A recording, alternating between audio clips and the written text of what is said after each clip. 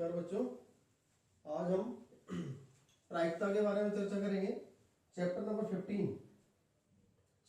15 है प्रायिकता।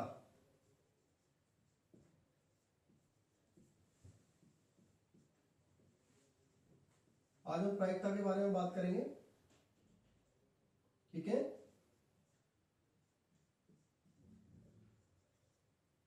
आपने 9th क्लास में भी इस टॉपिक पर चर्चा की है, तो उसी को हम थोड़ा सा आगे बढ़ाएंगे, ठीक है ना। 9th क्लास में भी ये टॉपिक था हमारे पास। तो बच्चों, जहां तक प्रायिकता का सवाल है, प्रायिकता क्या है वास्तव में?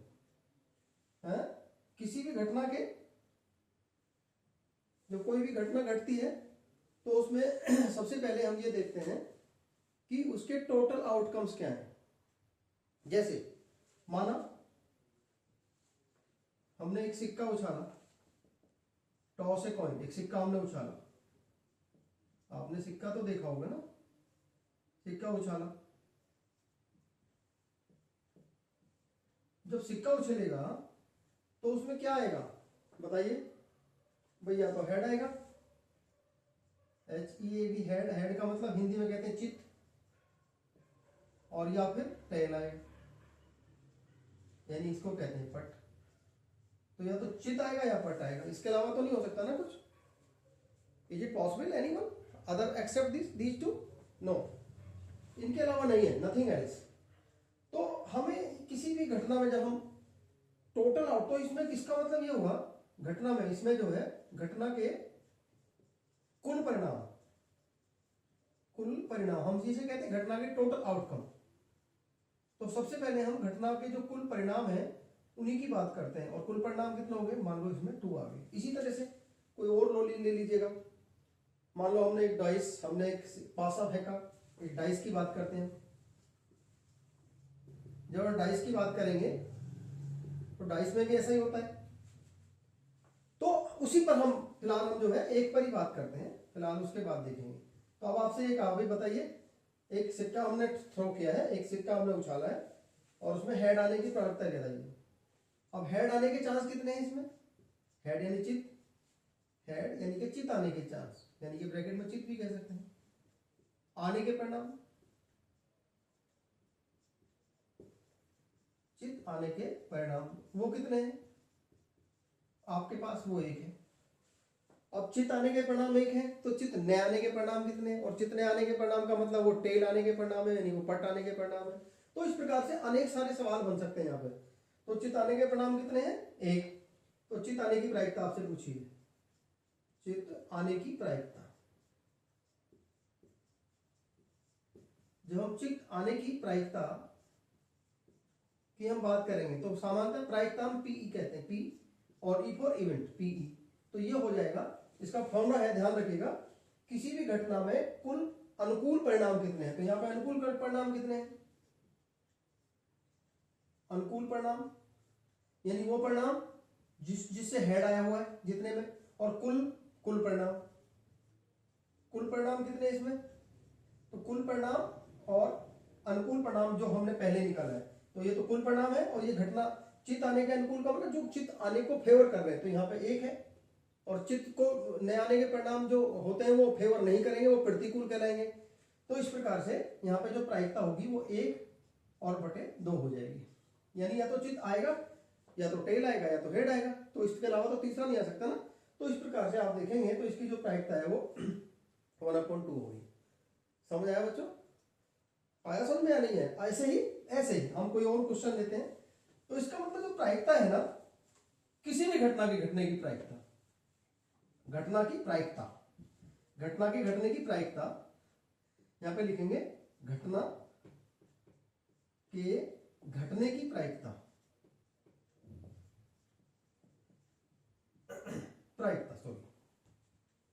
घटना के घटने की प्रायिकता।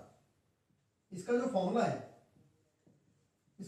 है वो ये है कि उस घटना में, जिस घटना की हम बात कर रहे हैं, कोई भी हो सकती है ना, जैसे हमने सिक्के की बात करी, तो ऐसे ही डाइस की बात कर रहे हैं हम, या कोई और बैग में बहुत सारी गेंदें रखी हैं, या सपोज करिए, तो कुछ भी हो सकता है। वहां पर सवाल पर डिपेंड करेगा कि कौन सा क्वेश्चन है। तो सबसे पहले हम उसमें ही देखेंगे उस घटना में कुल कितने, यानी वो घटना कितने प्रकार से घट सकती है। तो उन्हें वहां पे तो सबसे पहले हम निकालते हैं, क्या निकालते हैं कि घटना के घटने की प्रायिकता निकालने के लिए जब हम फाइंड करेंगे तो इसका मतलब है पहले घटना के कुल परिणाम, सबसे पहले हम कुल परिणाम की बात करेंगे कि उस घटना में कितने परिणाम हो सकते हैं। जैसे सपोज करिए, मान लीजिएगा आपने एक सिक्का उछाला, 2 परिणाम आए, या आप एक पासे को फेंकेंगे, एक आप डाइस को थ्रो करेंगे तो वहां पे 6 परिणाम आएंगे। 1 से लेकर 6 तक कुछ भी हो सकता है ना। आपने लूडो खेला, आप लूडो खेलते हो ना, तो उसमें 1 से लेकर 6 तक ही तो आप पासा फेंकते हो, तो पासे में 6 आएंगे। फिर घटना के कुल परिणाम और घटना के अनुकूल परिणाम, यानी जिस जहां पर हम जो घटना, कितनी घटना चीज में, यानी इस घटना में ऐसे कितने परिणाम है जो हमारे पक्ष में है, तो अनुकूल परिणाम, घटना के अनुकूल परिणाम जो हमारे पक्ष की बात करेंगे, अनुकूल परिणाम फाइंड करिए। बस जब ये दोनों चीज निकल आएंगी तो फिर घटना की प्रायिकता, फिर प्रायिकता निकालने में कोई प्रॉब्लम नहीं है। तब प्रायिकता का फॉर्मूला हो जाएगा घटना के घटने के अनुकूल परिणाम, अनुकूल परिणाम। ध्यान से देखिएगा, ये 8 नंबर का टॉपिक है बच्चों, ध्यान से समझिए। 7-8 नंबर का टॉपिक है, बहुत अच्छे से समझ में आना चाहिए, बहुत इजी है। और बटे कुल परिणाम, कुल परिणाम, बस इस प्रकार से हमारा जो प्रोबेबिलिटी है वो फाइंड हो जाएगी। समझ आ गया? कोई मुश्किल नहीं है, कोई दिक्कत नहीं, ये फॉर्मूला है हमारा। अब एक सवाल और निकालेंगे तो शायद आपको अच्छे से क्लियर हो जाएगा। जैसे एक सवाल और ले रहा हूं मैं, एक क्वेश्चन ले रहा हूं और क्वेश्चन पर हम बात करेंगे। कैसे एक सवाल है, आइए जरा देखें। एक क्वेश्चन ले रहे हैं तब आपको ये अच्छे से क्लियर हो जाएगा। आइए सवाल क्या है? सवाल है, एक थैले में, एक थैला है, एक थैले में, एक थैले में क्या है? 4 लाल गेंद है, 5 पीली गेंद है,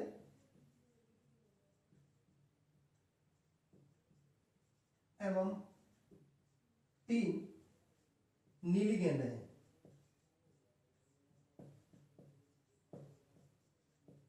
यानी बैग है और में 4 लाल गेंद है और 5 पीली गेंदें हैं और 3 जो है वो नीली गेंदें हैं। अब आपसे क्या किया, हुआ क्या इसमें? एक बच्चा है ना, उसने एक गेंद निकाली, इनमें से एक गेंद एक बच्चे ने, एक छात्र ने बैग से, थैले से एक गेंद निकाली, ठीक है ना? ठीक है, एक गेंद बिना झांके, यानी कि अपनी स्वेच्छा से, एक गेंद बिना झांके, बिना देखे निकाली। बिना देखे निकाली का मतलब है कि उसने, उसे नहीं पता कि उसमें कौन सी उसके हाथ में आएगी। रैंडमली जो बैग में हाथ डाला और उसमें से देखा कि कौन सी बॉल निकली है। तो नंबर 1, अब नंबर 1 है प्रायिकता ज्ञात करो।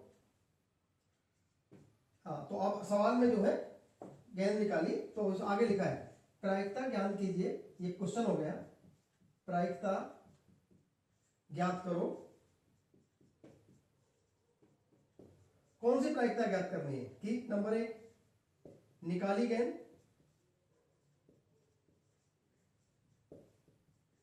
लाल हो, निकाली गेंद कैसी हो? लाल, नंबर 1। नंबर 2, निकाली गेंद क्या हो? नीली हो। ऐसे ही बहुत सारे सवाल हो सकते हैं इसमें। आप आगे समझ में? और हो सकता है लाल ना हो। नंबर 3, निकाली गेंद लाल ना हो, है पीली ना हो, पीली ना हो। अब जरा ध्यान से देखिए, 3 सवाल है यहां पर, ये 3 नंबर का सवाल है बेटा। इसको ध्यान से देखोगे तो बिल्कुल क्लियर हो जाएगा आपका सवाल।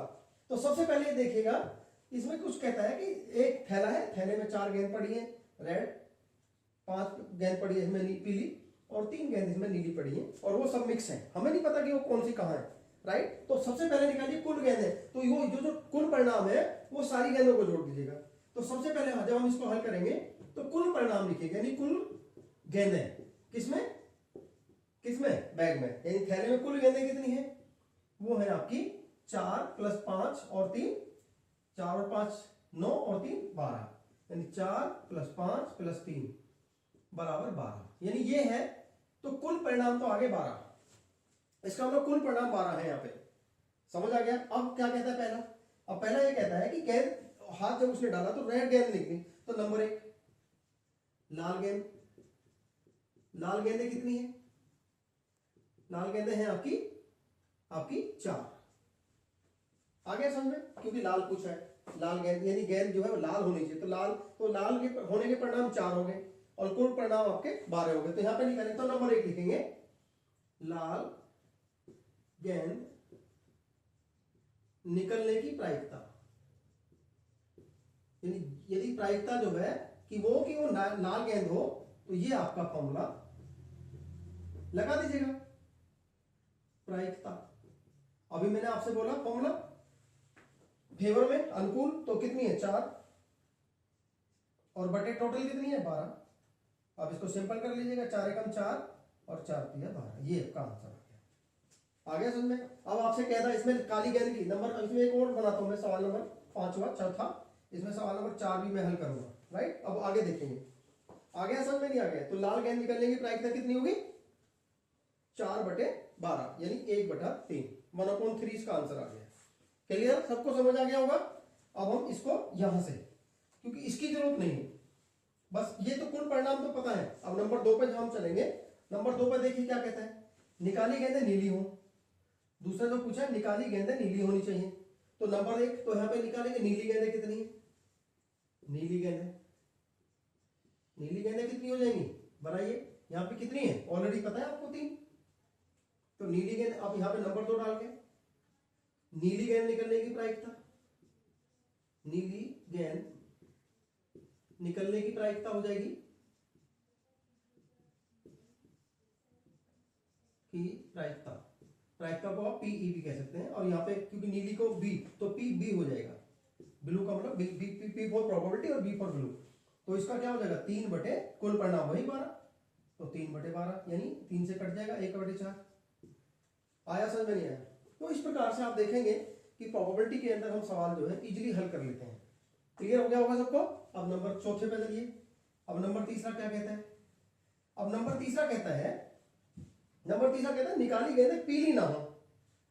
अच्छा, तो पीली कितनी है यहाँ पे 5 और टोटल कितनी है 12, तो पीली न जो जितनी वो गेंद है जो पीली नहीं है वो कितनी हो जाएंगी, वे गेंद जो पीली नहीं है, जो पीली यानी येलो नहीं है कितनी है बराबर। देखिएगा पीली को हटा दो 12 में से, इनको हटा दो पीली को, तो ये कितनी बचेगी 7। नहीं आया समझ। यानी आपसे कहा है कि वो गेंदें हैं उनकी प्रोबेबिलिटी निकालनी है कि जो पीली नहीं होनी चाहिए, तो पीली नहीं होनी चाहिए तो इसका मतलब क्या है, तो लाल निकलेगी या फिर नीली निकलेगी। तो अब यहाँ पे अब नंबर 3, तो यहाँ पे उसी तरह से पी, और यहाँ पे क्या हो जाएगा वाई डैश, यानी वाई के लिए पीली गेंद होने की प्रायिकता और वाई डैश का पीली न होने की प्रायिकता, तो ये कितनी हो जाएगी 7/12। वही टोटल परिणाम तो आपको पता है पहले से फिक्स हो गए। तो सबसे पहला यही होता है कि टोटल परिणाम में फाइंड करिए और फिर अनुकूल ढूंढते जाइए, और बस आपको पता है ये कटेगा नहीं, तो इसलिए इसकी सिंपल ही आ गया। अब सवाल नंबर 1 और मैंने पूछा है, यहाँ मैंने इसमें एक और जोड़ा है, मैंने यहाँ पे एक और जोड़ दिया। क्या मैंने जोड़ दिया नंबर 4, मैं इसको नंबर 4 सवाल को जोड़ रहा हूं। क्या काली यानी हमने कहा कि ऑरेंज यानी ब्लैक, काली गेंद निकलने की प्रायिकता, यानी प्रायिकता ज्ञात करें कि गेंद जो है वो काली गेंद हो, तो काली गेंद हो। तो आप देखिए जरा काली गेंद। अब आइए अगला पॉइंट। अब इसमें कुल कितनी गेंदें हैं 12। जरा सोचिए 4 ब्लैक है, रेड है, 5 येलो है और 3 जो है वो नीली है। तो इसमें क्या ब्लैक बॉल है, क्या इसके अंदर कोई चीज प्रेजेंट नहीं है, तो उसको क्या मानेंगे हम, तो जो चीज नहीं है यानी जिसकी जो पॉसिबल नहीं है, जो हो नहीं पा रहा है, तो उसको 0 मानते हैं। यहां पे लिखेंगे काली गेंदें बराबर हो गई 0। तो काली नंबर 4 डाल के पी ब्लैक के लिए क्या होगा बी, और आप यहाँ पे, तो क्या होगा, बी फॉर ब्लैक हो जाएगा, BL कर दीजिएगा, ठीक है ना, ठीक है। तो कितनी निकल आएगी, 0/12, और जिसका अंश 0 होता है वो 0, यानी इसका मतलब वो जो घटना घटी ही नहीं, यानी ब्लैक है ही नहीं उसके अंदर, तो वो 0 आएगी उसकी प्रोबेबिलिटी। नहीं आया समझ? तो बच्चों अब आपने देखा कि प्रोबेबिलिटी, देखिए अब इसमें एक इंपॉर्टेंट चीज और होगी, तो प्रोबेबिलिटी निकालने का फॉर्मूला आपके सामने आ गया।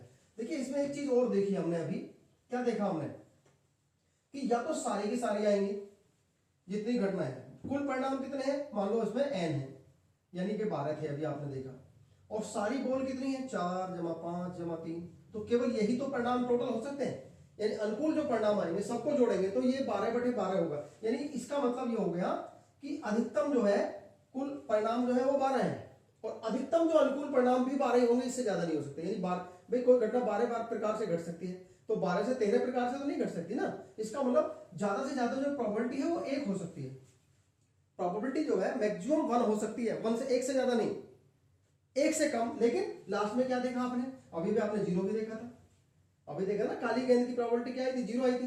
तो इसका मतलब प्रोबेबिलिटी जो प्रायिकता जो है 1 और 0 के बीच में हो सकती है, यानी कोई भी किसी भी घटना के घटने की जो प्रायिकता होगी वो जो है, इसका मतलब ये हुई कि या तो वो 0 से बड़ी या 0 की, यानी आपने देखा ना 0 भी आई थी अभी, अभी भी आपने देखा ना 0 भी आई थी ना प्रायिकता, और मैक्सिमम यानी 0 से बड़ी या बराबर, यानी कब सबसे कम 0 होगी, यानी प्रायिकता किसी घटना के घटने की प्रायिकता यदि 0 है, इसका मतलब वो घटना घटी ही नहीं है। और मैक्सिमम कितनी हो सकती है, मैक्सिमम कितनी हो सकती है, एक या 1 के बराबर, यानी 1 से बड़ी नहीं हो सकती। नहीं आया समझ? यानी 0 या 0 से बड़ी होगी, परंतु 1 या 1 से छोटी होगी, यानी 1 के बराबर, 1 के बराबर हो सकती है, लेकिन 1 से ज्यादा नहीं हो सकती। यदि आपसे कहे किसी घटना घटने की प्रायिकता 1.25 है, तो आप लिखेंगे ये ट्रू नहीं है, ये फॉल्स है, ये असत्य है। घटना घटने की प्रायिकता 1.05 भी नहीं हो सकती, समझ आ गया ना। तो किसी भी घटना के घटने की प्रायिकता मिनिमम, न्यूनतम 0 हो सकती है और अधिकतम 1 हो सकती है, इनके बीच में ही रहेगी कभी भी किसी घटना के घटने की प्रायिकता। टोटल प्रायिकताओं का योग, यदि टोटल प्रायिकताओं का योग, मान लो घटना के घटने की टोटल कुल प्रायिकता, सपोज करिए पहली घटना P1 हुई, दूसरी P2 होगी, तीसरी P3 होगी, इसका मतलब सबको जोड़ेंगे तो भी वो 1 के बराबर ही आएगी। किसी भी घटना के घटने की कुल प्रायिकताओं का योग मैक्सिमम 1 होता है। नोट करेंगे इसको, इस पॉइंट को नोट करेंगे, ये बहुत इंपॉर्टेंट पॉइंट है, कभी कभी 1 नंबर में पूछा जाता है। किसी घटना के घटने की संपूर्ण प्रायिकताओं का योग, किसी घटना के घटने की कुल प्रायिकताओं, यानी सारी, है ना, घटने की कुल प्रायिकताओं का योग, संपूर्ण, संपूर्ण यानी कुल प्रायिकताओं का योग, कुल प्रायिकताओं का योग कितना होता है, हमेशा, हमेशा 1 होगा, 1 होता है, यानी 1 से ज्यादा हो ही नहीं सकता। इसका मतलब यह है, अब आपको मान लो किसी घटना में 2 घटनाएं प्रायिकता, दो घटना घट रही है, एक की दे रखी है, दूसरे का निकालना है, तो आप इजी निकाल लीजिएगा। नहीं आया समझ? एक सवाल लेते हैं, ये इंपॉर्टेंट समझ लीजिएगा, ये बहुत इंपॉर्टेंट है। अब जैसे एक सवाल ले रहा हूं मैं, एक क्वेश्चन ले रहा हूं मैं, मान लो किसी, अब प्रश्न एक नोट कर लीजिएगा इसको, किसी घटना के घटने की प्रायिकता 0.6 है, 0.6 यानी दशमलव भी हो सकती है बेटा और भिन्न में भी हो सकती है, कोई घबराने की बात नहीं है। टोटल को आप जो है 1 मानेंगे, है ठीक है। नहीं तो घटना के नए घटने की प्रायिकता बताइए, घटना के नए घटने की प्रायिकता आपसे पूछा है कि घटना के नए घटने की प्रायिकता बताइए क्या होगी।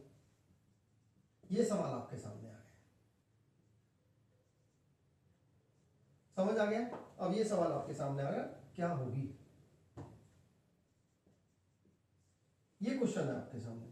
अब इस सवाल को कैसे निकालेंगे आप, बिल्कुल इजी है। तो अभी मैंने आपसे कहा यहां पर हल, जब हम इसको हल करेंगे तो यहां लिखेंगे, यहां PE यानी घटना के घटने की प्रायिकता 0.6 निकालना क्या है आपको, PE डैश, ये डैश के नाम से PE डैश आपको फाइंड करना है, ये क्वेश्चन मार्क्स है। समझ आ गया? इसका मतलब इसमें 2 घटना घट रही है, एक तो घटना के घटने की प्रायिकता दे रखी है और एक नए घटना की, यानी इसमें सिर्फ 2 घटना है, बाकी तीसरी नहीं है। तो क्या करेंगे, तो इसमें लगाइए फॉर्मूला, हम जानते हैं क्या जानते हैं, फॉर्मूला लगा दीजिएगा। क्या जानते हैं हम, लगाइए फॉर्मूला, आपने अभी भी पढ़ा है, PE plus PE dash equal to क्या होता है, 1 होता है। नहीं आया समझ, 1 से ज्यादा नहीं हो सकता। तो टोटल इक्वल टू, अब इसमें ये दे रखा है, एक दे रखा है, एक निकालना है, 0.6 plus PE dash equal to 1। तो पीई डैश क्या हो जाएगा, जब इसको ट्रांसफर करेंगे तो 1 माइनस 0.6। अब 1 लगाइए यहाँ, 1.0 और 0.6। कुछ बच्चों को तो घटाना भी नहीं आता होगा, शर्म की बात है। दशमलव से यहाँ 0 लगाइए, 10 हो जाएगा, 10 में से 6 गए तो 4.0 का 0, तो 0 तो P E dash, PE dash का मतलब घटना के न घटने की प्रायिकता। आपका ये आंसर हो जाएगा। आ गया समझ में? तो इस प्रकार से बहुत इंपॉर्टेंट है, इसको ध्यान से समझने की कोशिश करिए। इसलिए मैं वीडियो बना रहा हूं आपके लिए कि इस टॉपिक को दो क्लास दूंगा इसके लिए, और आप इसके 8 के 8 नंबर लेंगे और मुझे बताएंगे हाँ सर हम इसके सिंपल क्वेश्चन मैं आपको करके भेजूंगा। इसके एक क्वेश्चन भेजूंगा मैं आपको, कम से कम 20 क्वेश्चन, और इन 20 क्वेश्चंस को सॉल्व करके मुझे व्हाट्सएप पे भेजेंगे, मेरे ग्रुप मेरे नंबर पे भेजेंगे। एक क्वेश्चन और लेता हूं, तब आपको समझ में आ जाएगा। और क्वेश्चन लेते हैं इसमें, ध्यान रखिएगा कोई मुश्किल नहीं है बेटा इसके अंदर, बहुत आसान है, आसान है बिल्कुल। एक क्वेश्चन ले रहा हूं मैं, क्योंकि क्वेश्चन मेरे पास नहीं है तो इसलिए मैं किताब से ले रहा हूं, किताब का एक सवाल ले रहा हूं मैं, तब आपको ये अच्छे से क्लियर हो जाएगा। मुश्किल नहीं है, ध्यान रखिएगा। एक चीज और बता दूं, पूरक निकालिएगा। कभी कभी क्या होता है, एक घटना मान लो आपकी, सपोज के लिए घटना की घटने की प्रायिकता दे रखी है पीई, पीई है 0.4 या 2.3 या 2/3, ठीक है ना, ठीक है। तो पूरक घटना की प्रायिकता हो तो पूरक घटना, ध्यान रखिएगा, पूरक घटना की प्रायिकता ज्ञात करो, ऐसा सवाल आ जाए तो घबराने की बात नहीं है, बिल्कुल भी घबराने की बात नहीं है, ज्ञात करो। क्या है ये जो अभी मैंने आपको बताया था ना, ये जो पी अभी मैंने आपको जो बोला था, तो पीई प्लस पीई डैश, अभी मैंने क्या बोला था, 1 बोला था ना। तो ध्यान रखिएगा बेटा कि यदि पीई है, अब इस पीई का पूरक पूछा है, तो पीई का जो पूरक होगा, पीई की पूरक घटना जो होगी, घटना की प्रायिकता जो है, ध्यान रखिएगा, वो पीई डैश होती है। क्या होती है वो? पीई डैश होती है। ध्यान रखिएगा इस पॉइंट को, यानी घटना के घटने की प्रायिकता की यदि आपसे पूरक पूछा है तो घटना के न घटने की प्रायिकता निकाल दीजिएगा, बस। समझ आ गया? तो वो हो जाएगी 1 माइनस पीई, यानी 1 माइनस 1 में से जो घटना के घटने की प्रायिकता दे रखी है उसको घटा दीजिएगा, तो पूरक जो घटना की प्रायिकता निकल आएगी। तो वो हो जाएगी 1 माइनस 2/3। अब एलसीएम लीजिएगा इसका, 3 तो 3 एकम 3 माइनस 2 तो 1/3। यानी कि ध्यान रखिएगा, जब एक घटना के घटने की प्रायिकता दे रखी है और आपसे कहा है पूरक घटना के घटने की प्रायिकता निकालिएगा, तो वहां पर ध्यान रखिएगा, किसी भी घटना के घटने की जो प्रायिकता है ना, उसको 1 में से घटा दीजिएगा, 1 में से लेस कर दीजिएगा, तो प्रायिकता जो है पूरक घटना, ये दोनों घटनाएं जो है पूरक घटना है। ध्यान रखिएगा, घटना के घटने की जो प्रायिकता है, जो कोई भी घटना घटी है उसकी जो पूरक घटना है वो प्रायिकता, वो न घटने की वाली जो घटना है, यानी कोई घटना नहीं घटी उसकी पूरक क्या होगी? घटना घटी। तो पूरक यानी एक दूसरे के अपोजिट है, ध्यान रखिएगा इसको, कॉम्प्लीमेंट, ये कॉम्प्लीमेंट है, बहुत इंपॉर्टेंट है जो मैंने आपके सामने रखा है। अब मैं एक तो सवाल और लेता हूं, ठीक है ना, समझ में आ जाएगा आपको। जैसे एक सवाल लेते हैं, एक क्वेश्चन लेते हैं, जैसे आपका एक कार्ड है, एक अच्छी प्रकार से क्वेश्चन है, यहां पे ताश की गड्डी है, इसमें कहता है अच्छी प्रकार से फेंटी गई ताश की गड्डी, ताश की गड्डी, ताश की फेंटी गई ताश की 52 पत्तों की गड्डी, 52 पत्तों की गड्डी है ये, गड्डी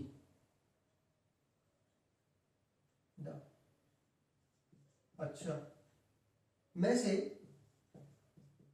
एक पत्ता से एक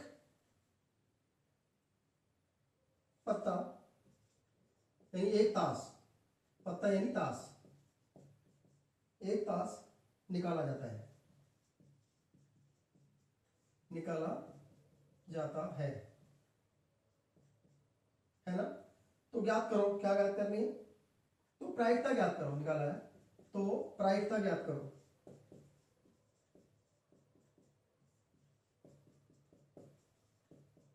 क्या ज्ञात करनी, नंबर एक प्रायिकता ज्ञात करो।